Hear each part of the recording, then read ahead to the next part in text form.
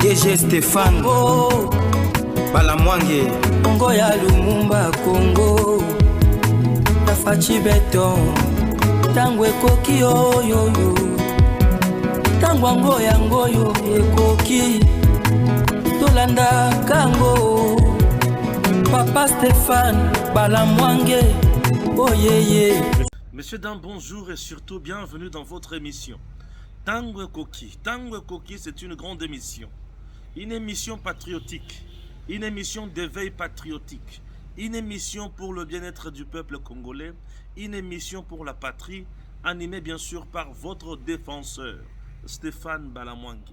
Stéphane, c'est le patriote, l'homme de la méritocratie, l'homme du patriotisme. Messieurs, dames, bienvenue.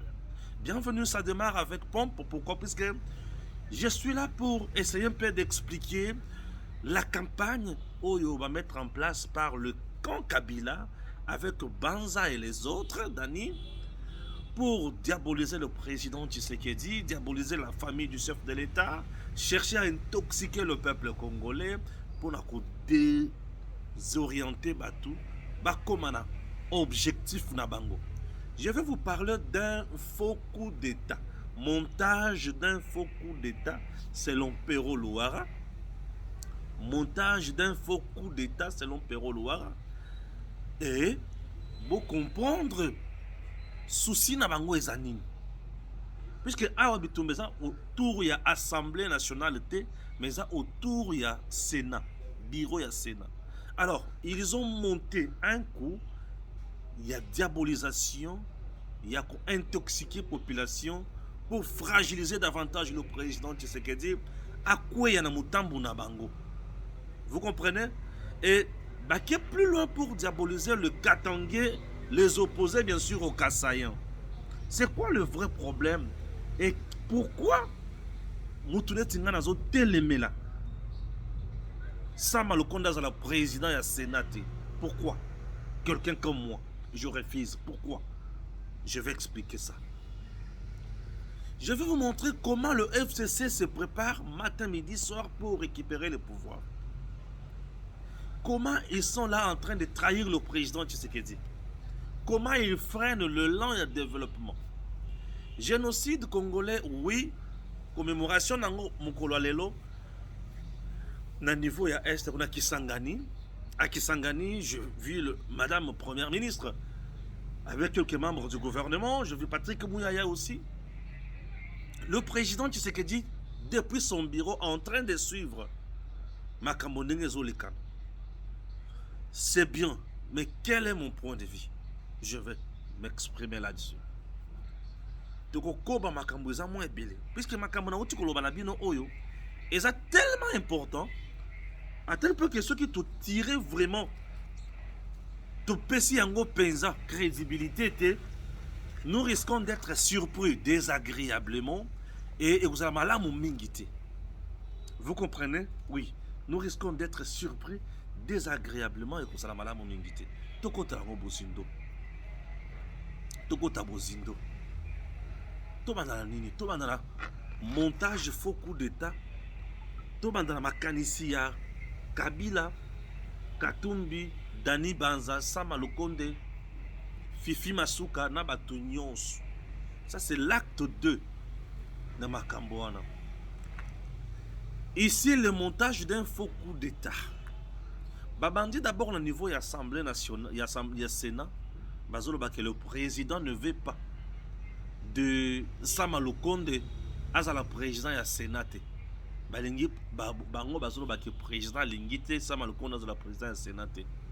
Je sais que c'est la pression dans notre président pour l'embissayer. Il faut créer les formules pour les moi si mamouké abanga. Le président Azobo Yassama le compte de poids à Katangé, il y a Kassayen et Kassayen Bazoluka va garder pouvoir.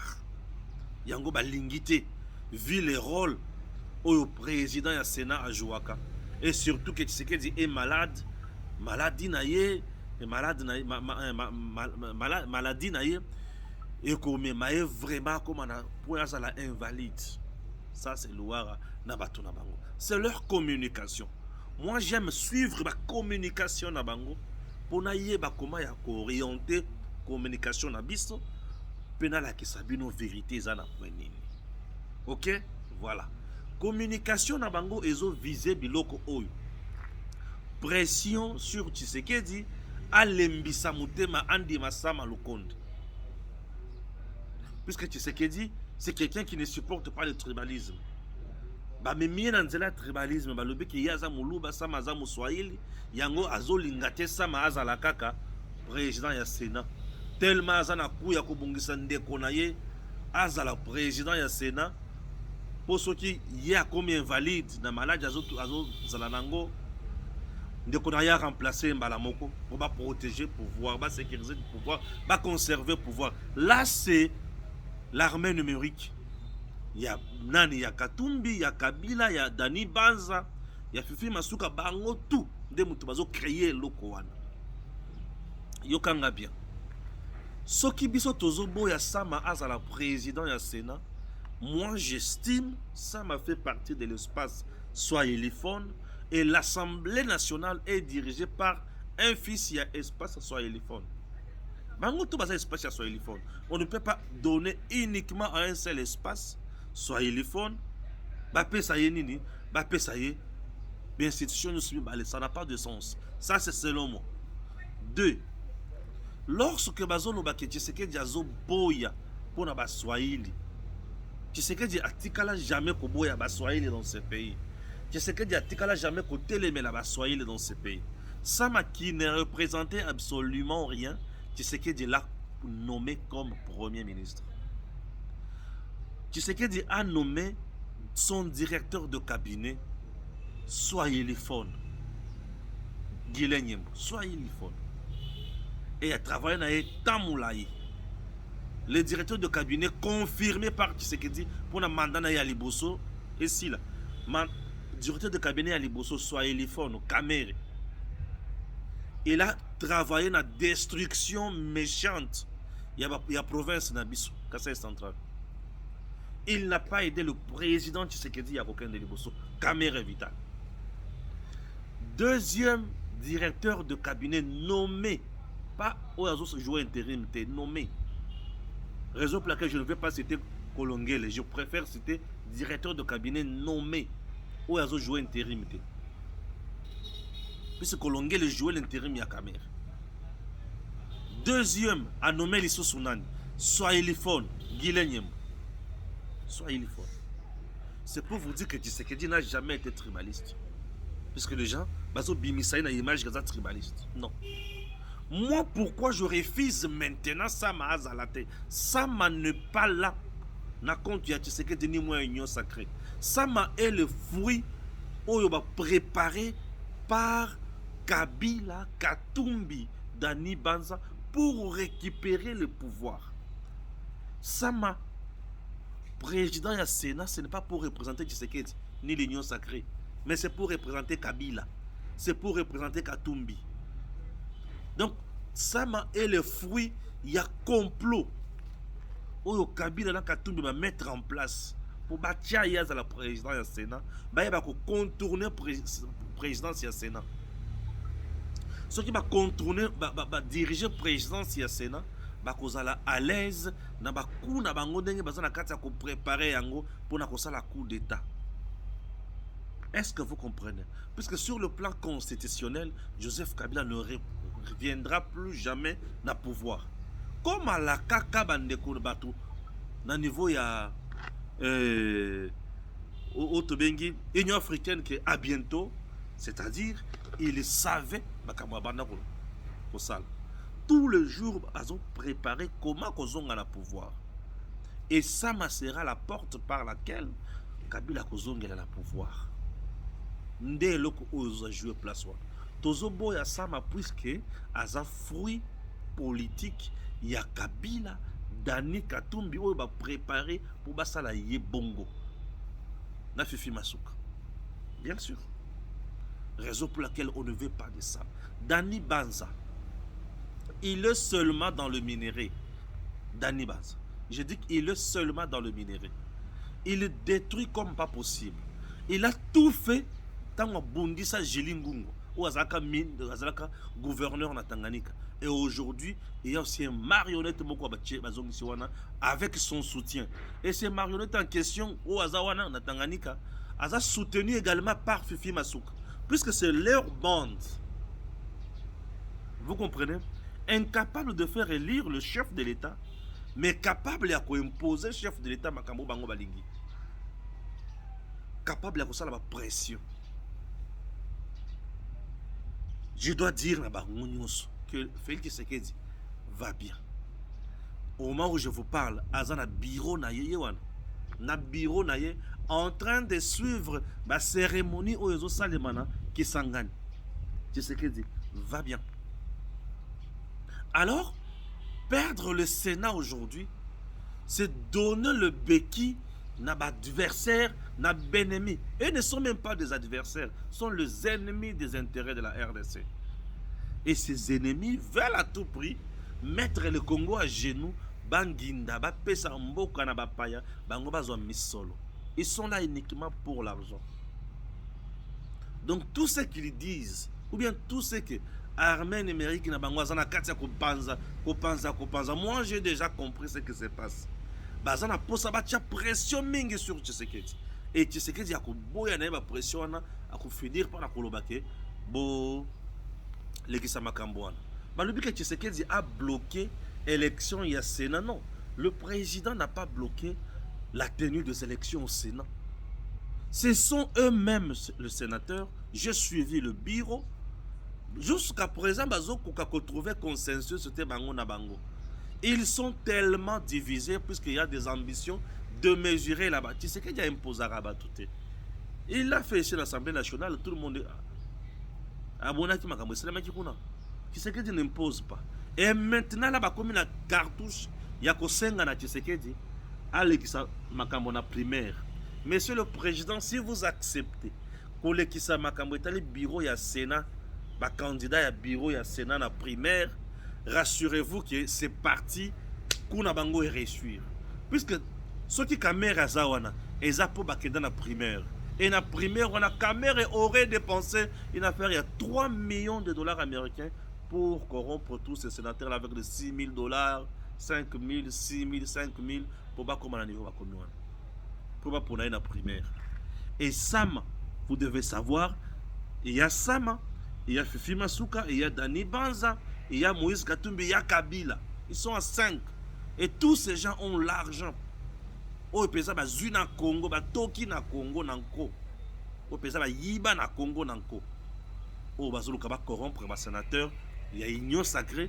Ba pour na sama na primaire à la candidat. Il y a union sacrée.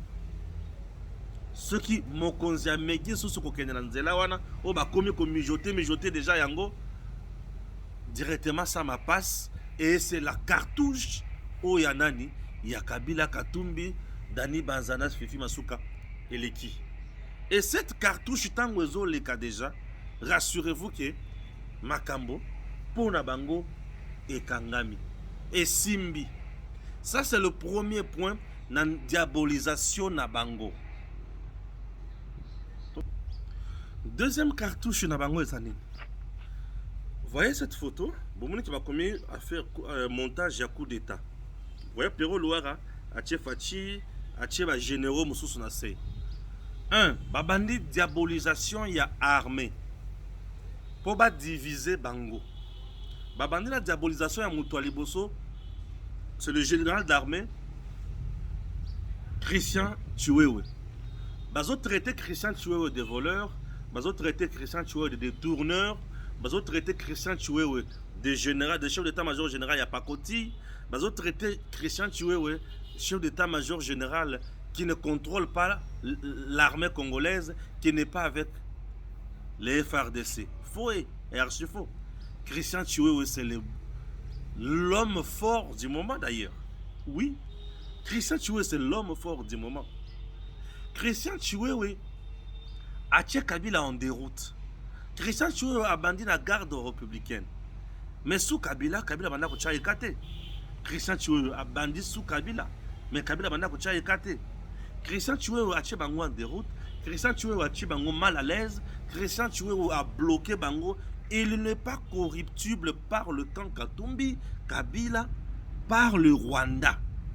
Les Rwandais n'arrivent pas à corrompre Christian Chiwewe pour aller mbisa na ba front. Les Rwandais n'arrivent pas à le faire. Puisque Kabila, Katumbi, Kagame, Kabila, Katumbi, Nani Disusu, Badani Bazanyo Sona Bango Tunyo Sona Bazabana, Oyo Kagame Azo Bokola la Congo. Bana Kagame. Alors Kagame, avec son armée numérique, Balouara Batunyo Soana, commençons par diaboliser celui-ci, Bazo Finda. Christian Chiwewe n'a jamais été un voleur. Ayibi Yanani. Akidaki ko somba nini o Ayibi. Ayibi le Rumututa. Christian Chiwewe est avec FARDC. FARDC tant que la Kabila la Batunyo Soana. Et bana ko koya. Mais sous Christian Chiwewe, FARDC et perdre ville nini. Aucune. Rwandais M23 bazana bazamba ya Congo. Nalobaka loko wana maintes fois. Bakangi ba cité mi balemisatu. Oui, j'accepte. Bazana ba village, oui, j'accepte. Mais tant on a yebi sakabino Congo ils en a 145 territoires. Na ba territoire o banyangala kata wana bazali. Eleki 6 cités. Et na 6 territoires bisika baza. Bakangi chef-lieu à territoire à mon côté. Bakangi pe en territoire entier. Baza kaka na ba cité. Ba cité pa na biso za lokola ozana linzaka. Oza kutu na musapi mobimba ya mukie ote mais na linzaka nango. Vous comprenez? Le Congo est tellement vaste. Bisika baza ba osala ka makelele na makelele. Baza makasi na réseaux sociaux. Baza makasi na information na ba campagne de diabolisation. Alors va se lancer dans le film de Christian Chiwewe. Va se lancer dans le diaboliser Christian Chiwewe à se sentir que Aza lésé, Aza léché, non, Aza lâché par le pouvoir, non. Christian Chiwewe fait son travail. Il dirige l'armée. Oui, il fait son travail et il dirige l'armée. À cause de détourner Misolo, Yanan. Dites-moi, Christian Chiwewe a détourné Misolo, Yanan. Mouta bloka ki armée a ezalaki bemba oyo azwaka mbongo ya armée a bombi akomi spécialiste na kosala mandoki ye kosoma mandoki kaka ye kosala biloko à gauche à droite kaka ye batie pembeni banato lakisa incompétence na ye na gourmandise na ye batie pembeni. Et aujourd'hui makamozo tambola aujourd'hui biso ye wana to tambola. Christian Chiwewe du fait que Azan la loyauté naïe et pas à Félix Antoine Tshisekedi Tshilombo. Raison pour laquelle Bazo supporté était par le camp Kabila, le camp Katumbi, le camp Kagame. C'est le camp des Rwandais au Congo, des envahisseurs, le camp des ennemis. Bazo supporté Christian Chiwewe puisqu'il est fidèle au chef de l'État. Il est sous les drapeaux, il est avec nos FARDC. C'est lui qui organise ma Ebele, na kati armée, a osala musala na yango il faut les diaboliser. Pour ba longola pembeni ya Tshisekedi, ba ye ba comment ko fragiliser ye pe longo pembeni ya armée est côte en décadence pour bango bazala bien. Wana za kuna bango. Vous comprenez ma montage na bango. Ba longo na Christian Chiwewe, ba ki na Christian Dayuel. Lui est à un niveau à demi-ap. Chargé à renseignement militaire et en Bokanabis. Vous savez pourquoi Bazo diaboliser Christian Dayuel? Bazo diaboliser Dayuel puisque renseignement au Tubengi est demi-ap Mikoloyo au top. Ezo salamusala moko ya elengi. Demi-ap ndemutu bakundola ki le premier coup d'état na a tentative la bango ya liboso tango bakangaka Salomo. Les bimisa biloko nyonso epa ya Salomo. Demiap tango a découvrir makambo mwanga chuchu. Demiap a découvrir a bimisi makambo nyonso ya poisa ya nanga. Ah, biloko nyonso wana esali ke Kagame avec son courant diabolique, il y a des terroristes, M23 et les autres, bah commis déboussolés, dépaysés, ils ne savent plus quoi faire. Bah, carte nyonso mettant qui en place, Demiap a tout détecté. Pouf, bah bousillé. Alors, il faut diaboliser le général Ya Demiap. Christian Daiwel. Bah, depuis Christian Daiwel, Aza général ou Azo torturé Batou na Demiap. Frank Djongo était à la Demiap. Nandenga Bima. Ba tortura ye wapi. Mais on a vu Frank Djongo na tango ya Kabila na prison. À la Liboy. Makilanzo Tombobimba. A Betama Lokola Nyoka. On a vu Frank Djongo na prison. Motidoa. On a vu ba Jekoko Mulumba na ba prison ba tortura bango Lokola Banyoka. Demiap bao ba kotaki na Demiap ba bimi kakane ba kotaki. La preuve en est que l'aventurier de Salomon, le faux malade, a kotaki kuna pe a bimi tomoni ye kakande ngazalaki. Le faux malade a kena poto ko beta tour azongi akomi ndoto ponongono lelo yo wana na Sénat azondongo na zo poste. Voyez un peu tout ça. Ce sont des choses où il faut interpeller biso.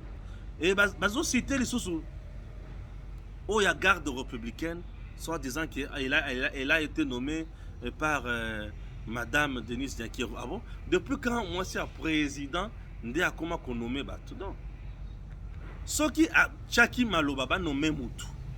Mais à Yebi, que Moutou n'a pas dit que Sunga Mobile naï, que Sunga Père République. La garde républicaine n'a pas de sécurité à président de la République. Je vais encourager Koutou maman.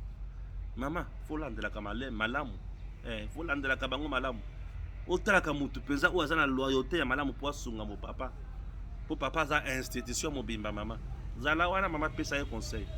Ozana droit, ozana maison civile ya papa. Bien sûr. Mais la maison civile du chef de l'État, c'est sa famille, non? Mais quand on parle de la famille, tout le monde déjà chef de l'État, tout le monde n'a moins sinayet. Mais kasi. Ceux qui ont l'andeli batou, il faut ba zala nommé pour na kokenge la mobile na ye mabeza wapi ba le bile chouchou ya ba kasaye za chiko qui t'a dit que chiko est notre chouchou. Chiko c'est il est incapable azoko kabitu matin na zamba c'est quoi koza chouchou na biso na poni bisika tu azoleka ezokweya. Pourquoi? Puisque ye na batu mususu ba fale la batu mususu bazo yo kanate. Bazo compliqué vie bazo ba kiaza arrogant. Bazo yo kanate. Ya bisika tu e faire de sazo tambola la chiko ezo kweya. Bazo kweya sango nanko, bazo teka plan et pas ya monguna. C'est comme ça. Bazo teka ngo pesa nanko, bazo teka plan et pas ya monguna. Qu'est-ce que vous voulez? Namukuse tout le 4 ici. Bazo linga bazo lobakete, bazo yo kanate. Bakotisi mbutu ba diviser bango mais tu sais qu'ils ont préparé bango pour ça na bango coup d'état. Ah bon? Tout le 4 na Mukuse ne collabore pas avec Munguna. C'est ça les kambo yango.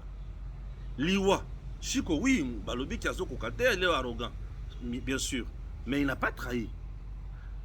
Christian n'a pas trahi, Christian Daiwel n'a pas trahi, Christian Chiwewe n'a pas trahi. Gabi kuna na nini na garde ya chef n'a pas trahi et Chiko n'a pas trahi. Donc tous les 4 ici, si aujourd'hui diabolisé, bazo créer que bango mutu bazana coup d'état wana, c'est puisque ba yebi déjà qui ba trahir te. Alors il faut les diaboliser déjà. Bon diaboliser bango ça fait du bien pour moi. Moi je préfère bon diaboliser bango. Puisque vous diaboliser bango, na loyauté na bango ya ko servir Congo. Je dis, baza ba vrai. Oui. Vous diabolisez les gens na loyauté na bango ya ko servir Congo. Ah, Bwanko, mais vous à l'aise. Hein? Moi je vous trouve ça, je vous trouve terre à terre. Na Mukuse, bitumba nyonso za ko récupérer Sénat. Ba diaboliser Tshisekedi Kotoyo, ba diaboliser à droite. Ba diaboliser batozana bango, ba diaboliser pour ba récupérer kaka obé Sénat. C'est ça. Diaboliser Tshisekedi na niveau nyonso pour na ko récupérer obé kaka Sénat. Vous voyez que Diablo l'a dit non. Ils ont tellement pépélé, à tel point que tous autres démasqués yango, na kimia nyonso, peut tout la kisibino qui aïe aïe aïe aïe. Bolali la bino. Bolali. Le président Tshisekedi au pouvoir n'a jamais émis levé. Il y a comme ça 3 mandats, 4 mandats. Tshisekedi n'a jamais souhaité demeurer au pouvoir pour vendre ce que tu vois plus non. Ce qui, quand il y a Tshisekedi, ils ont mettre en place une stratégie. Il y a quelque chose pour ça demeurer dans le pouvoir. Le camp ou le parti ou la famille politique. Bazar n'a empêchement mon côté. Eh ben empêchement mon côté. Bazar libre. Il y a que kanisa makambo bazo kanisa. Pourquoi? Puisque balingita on soba kende na makambo na bango na ndenge na bango. Vous savez, lorsque nous venons vous expliquer ces choses dans cette émission Tango Cookie, messieurs, dames, c'est dans le souci à vous comprendre le jeu politique où ils ont le canal terrain. Pour battre au bazana katiako, telemela mokonza mboka na makani simabe bakweya. Batouani il faut bat dinda. Ce qui bat dindi, biso to kozala l'aise na mokonza mboka. Félix mokonza mboka na biso alingi kimia alingi mboka na biso ekende liboso. Ceux qui vont comprendre en gote bossa lambeba, n'est-ce pas? Bien sûr. Voilà. Wana na répondre à ma kangotali coup d'état, montage à coup d'état, au bango bazo kanisa. Tout ça na souci, ya kocha obeka ka pression sur Tshisekedi. Ba pression bazo cha mokonzi mboka. Ngana comprendre bango. Je suis en direct de l'émission. Je dis bien je suis en direct de l'émission. Prière de nous laisser tranquilles. Je suis en direct en train de tourner l'émission. Hein, messieurs, dames? C'est très important. Lorsque je tourne l'émission comme ça, vous m'appelez. Oui, c'est bien, je tourne l'émission. Alors, ça c'était le premier dossier de notre émission. Nous allons prendre maintenant le deuxième dossier. Il y a émission, pour comprendre Bisika Tozo Kende. La RDC a besoin de nous na niveau nyonso. Bande Konangai. Deuxième point, il y a émission Nabiso. Tozo Tanga Yango quand même. On a touché Madame Première Ministre. Tout ça quand makambo ya pouvoir non? Oui, tout ça quand makambo pouvoir. Quand ça makambo ya Eliezer na sila nango na suka. Tout quand na makambo ya tout ça quand makambo pouvoir. Voilà tout ça quand makambo pouvoir. Tout ça na Eliezer taboto yokaye. C'est important. Bande konanga. La politique de notre pays est compliquée. Donc, Ezobi Maloko, la maman Olive en d'autres termes, Azolo Bake, Yemouto rendre l'actuel chef de l'État important, Yemouto pèse valeur, Yem Bango Batou Basalike, Yaye Kola Kola ta veste, mais là c'est place à Baby Sindi Yangwan. Place à Baby Sindi Yangwan. Té, voilà, maman Olive, té, place à nos bébés. Si c'est de lui, du moins peut-être Nayo Kamabe, si c'est de lui, Félix Antoine Tshisekedi Tshilo Mondo Zolobela, on s'est trompé. Il y a les bossois à moi na poto. Akenda poto kala. Et bana poto oebi nenge balatak. La valeur, si ce n'était que ça, on pouvait choisir au sein, Yabatou peut-être, Ramazan Shadari, Otomonaka Ozo Sambelelaye. Ozo pesa ye bénédiction pour na comme chef de l'État, ça n'a pas été pour lui. Parce que ma solo ane beta makamingi, c'est comme si c'était une faveur. Et zakado moko boy. Et nous, batuto bundaka pour na yango, ça nous dérange, ça nous a toujours dérangé pour na yango. J'essaie de m'arrêter là parce que Nazana va moi makambo bila ko sala, mais je dois revenir sur ça. Ça nous dérange. Et bande qu'on a biso misus nde bazo fingi sa biso lelo. De fois abandonner vos compagnons de combat, de l'élite et vos pessi batu faveur biso batambu auto comment batu ya okende pour que okende ko bonde là muto azalaki na ba maman Olive wa muto azalaki na pe perdre pour que ça tala combien à quel pourcentage ces gens là aujourd'hui règnent dans notre pays. Et je vous ai dit baza bien organisé. FCC armée, FCC opposition, FCC union sacrée. Bien organisé. Tolandi Eliezer Tambou. bato na oti kotanga oyo nde bato oyo Élysée Tambozo lobela bato oyo baye to banda na Katumbi tango Tshisekedi azobunda po azala président ya Congo. Katumbi avait mis son argent pour Martin Fayulu azala président. Katumbi fait partie des gens qui ont trahi Tshisekedi à Genève. Tshisekedi a dit ma candidat à opposition. Katumbi. Et aujourd'hui, le même Katumbi, Tangwaya, Tshisekedi Kakane, Tshisekedi on a zongi ça na Congo. Katumbi a son passeport grâce à Tshisekedi. Passeport, grâce à Tshisekedi. Katumbi a l'équipe candidat président de la République. Dans le but que c'est grâce à Tshisekedi. Puisque Tshisekedi étant le magistrat suprême, à les cours constitutionnels, à l'obim et Sengeli Bozalawana. Bosala Moussala Nabino comme il se doit. Je salue Kouloutunanga Bamanaï qui me suit depuis quelque part. Là, je suis en direct de l'émission Tango Kouki au Kasaï Central. Toutefois, je pourrais revenir na Kouloutunanga Poto Solanaï calmement à tête reposée après mon émission. Alors, chers compatriotes, les gens Nabisika Basunga Batubele Baye Pembe na Tshisekedi pour gagner l'étouffé à Kokakosa la Moussalate. Katumbi Aya. Tango Katumbi Aya. Ah Seigneur Jésus. Basali à un moment donné à l'objet, je ne partage pas le bilan. Il croyait qu'il y a une sympathie à peuple congolais pour balandeler malam. Mon population ce sont les gens qui sont venus pour étouffer Tshisekedi, l'asphyxier et consort. La majorité de tous les lots bazawana batu ya PPRD, FCC bazana Tshisekedi. Batouana baya pour leurs intérêts. Baboya kokende na balabala. Po bayibi ke peuple akomanda kotuna bango. Tango bozalaka bakonzi awo. Bosala nini pona biso po le lobo kende na balabala na biso peuple poto benga na Tshisekedi. Ba mona kenzela wane ko simba te. Baboya na bango kende balabala. Baboyi basuki wana te. Bavandi les sous baké. La liberté, il faut tous à la première de Tshisekedi. Yango baza première de Tshisekedi. Aujourd'hui, ils l'ont encerclé. Bazo sala ba beaux yeux dans Tshisekedi. Et nasuka ya film bakozonga sima bakoyebisa yeke te biso toza bato ya FCC tozongi epai ya Kabila autorité morale. Nde siko bisika wapi nazosenga na mokonzi ya mboka makambo Élysée Tambozo baza na raison. Bato oyo osala na bango lutte ba gagner na combat na motoki na bango na makila ba gagner basala na yo bayebi passe ya peuple. Ces gens avec qui vous travaillez aujourd'hui, oh le lobo pesi bango moi privilège makambo ebele. Ils sont là pour leur santé financière. Ils sont là pour vous distraire. Sont des flatteurs. Et bah flatteur wana bitumba na bango makasi. Boye bizani.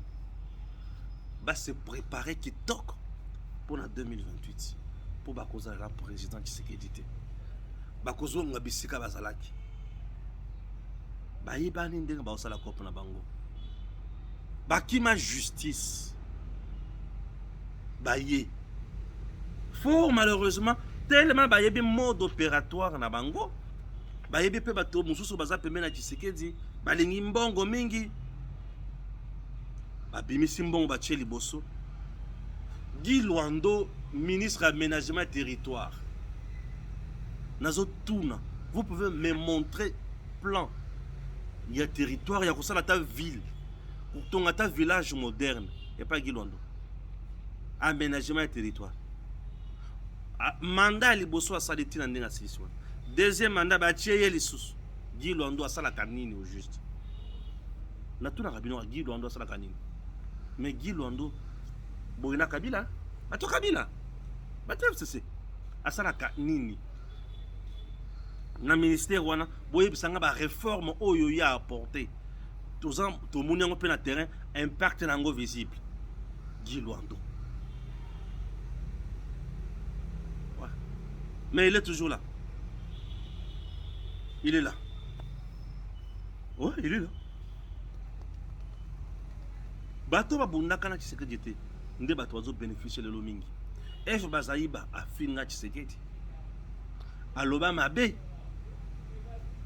F Bazaïba ba s'opposa. Batelema. Lelo bangonde mutu baza. Bemba F Bazaïba ba battre campagne pour la Katumbi. Na pour la Fayulu. Lelo ce que basasi balongoli au gouvernement kaka bangona mutu bazo zonga. Bazaïba kaka yona zo zonga. Na ministère de l'environnement. On peut nous dire aujourd'hui le Congo gagne combien depuis qu'il y a ça. Bah pour eux c'est nous soit na makamoto zo kanyango liboso. Il y a environnement na biso. Aujourd'hui transport yamboka. Bemba zaki d'abord awa na défense foin lelo na transport yewana.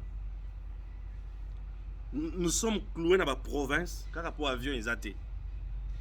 Bon, makamoto a ko proposer pour épée sa résultat ni des gens là. Et uniquement des gens où va soutenir tout le présent qui Tshisekedi était. Ndem tu vas bénéficier de lui. Liaoué wana comment tu n'as des pesos on a des pesos. Allons peut perdre. Azonga des pesos. Ministre VPM kakaye. Yewana. Banani les sous. Tala eu de pesos. Ba ministre a eu de pesos. Basala kata 2 ans à poste. L'UDPS n'a même pas le bureau, le cabinet du chef de l'État. Vous devez savoir que je me rends compte que le président dans le lengya bemeli gestion na batunyon soyo. Yemo quoi s'éloigner na ba vrai combattant na ye. Le président gère avec des gens qui vont quitter les bateaux na souk. Et bateau bakoki ko kende na ye na bateau ti na souka baza écarté. C'est ça ma compréhension. Et c'est une erreur politique. Écarter les gens, il y a lutte pour nous avoir amis et partenaires et circonstances dans la réalité. Bah oh bah na réalité bah kolongo na réalité. Bah oh il y a lutte bah kotika na bango na lutte kino na souka. Ça les gens doivent comprendre. Ah oui. Na ngoloba mingi te na sukeli wana na point wana. Nazo point ya mama Judith Tuluka. Awa totanga muke, tsoke totangi muke. Nde to yebili ni tokoki koloba, ni tokoki kosala totanga vraiment muke. Awa totanga muke. Pour soki totangi muke, tokoyeba nini tokoki kosala. Makambo yo. Ah Seigneur. Naotanga, maman Judith Tuluka Zalawana. Voilà, maman Zawana, c'est parti. Célébration du génocide congolais, Génocoste à Bukavu, Sud Kivu. Plusieurs personnes, dont les autorités politico-administratives, les acteurs de la société civile et les confessions religieuses se sont recueillis ce matin à la place des survivants.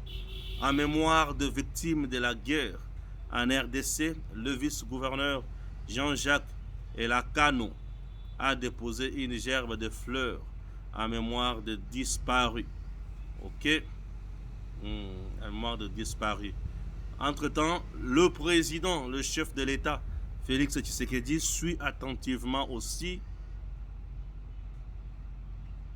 la cérémonie officielle liée à la journée du Génocoste depuis Kinshasa, où il se trouve précisément dans son bureau. Anakati yako landa makambo wana, la première ministre aussi Souminoa a déposé une gerbe de fleurs au site du mémorial des victimes de la guerre de 6 jours à Kisangani, chef-lieu de province de la Chopo, à marge de la commémoration de la journée réservée aux victimes de guerre d'agression. Ah oui, il y en a tout le monde.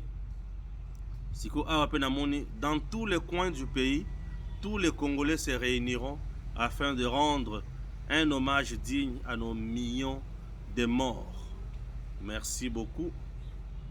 Merci beaucoup.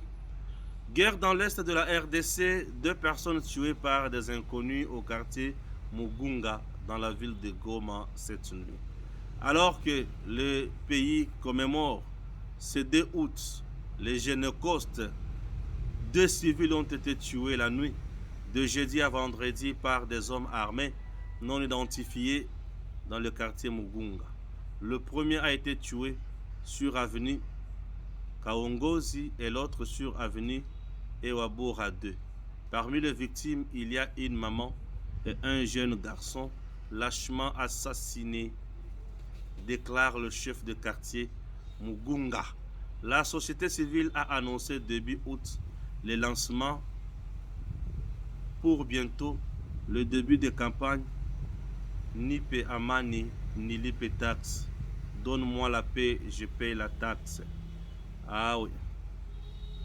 Donne-moi la paix, je paye la taxe. Ok.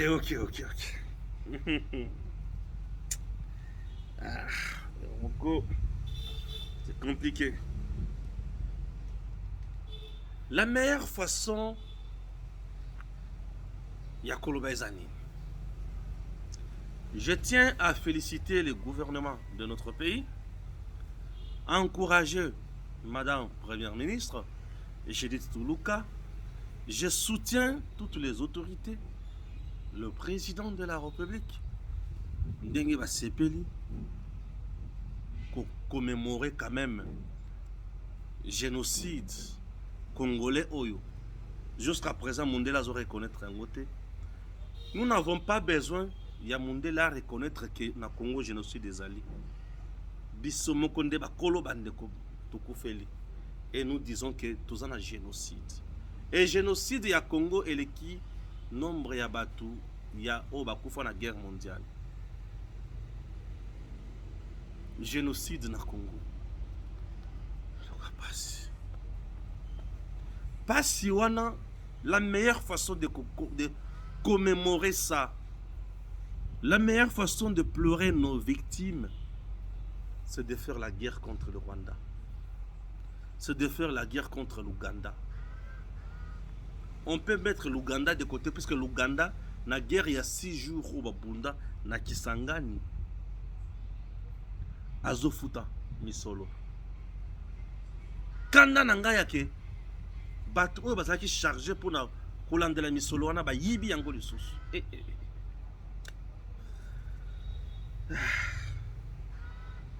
Boza chargé pour na kolandela misolo ya l'État. Ya bandeko na bino bakufa na mandoki boyibi lisusu mongo wana. Congolais za cruel na point moko. Bato yo sala mokili bazaka boye. O muyibi oyo nazo mituna eza ya kindoki to mibi ya famille. E bato bazo yibana ba papa mikolo hein. Bato bayibaka na Congo baza ba jeune te ba papa. Baza na basi na bana na ba bokilo hein. Na ba koko ne mutu bazaka bayibaka. Ba papa. Et ceux qui basi bayibi bongo ba komi na ba français. Mais quand on a combo na justice malamu plainte, je porte plainte. Mais miyibi. Congo na pasi bango na kuyiba. Congo na pasi bango na moyibi. La meilleure façon de commémorer les victimes de l'atrocité au tomba dans la guerre, c'est de faire la guerre contre le Rwanda. Ça, c'est ça, moi. Lolenga ya kolela bande kona biso ya kobeta munguna masasi. Lolenga ya kolela bande kona biso bakufa kobeta munguna masasi. Fin cop. Pour munguna atiki biso na kimi ata mukete. Munguna, il faut que bétaille. Ceux qui ont bêti Munguna, il y avait que ça, madame. Mais ceux qui ont bêti Munguna, il y avait que tu deviens complice. Tobé tabango masasi. Nous devons regarder Bango Magnon sur Bangona Bazan. Te bombarder encore. Et vous aurez qui bien makasi. Merci. Ça fait trop mal. Très mal. DG Stéphane Congo Balamwange Congo ya Lumumba Congo Tafachi Beton Tango ekoki oyoyo Tango yangoyo ekoki Tolanda kango Papa Stéphane Balamwange oh yeah yeah.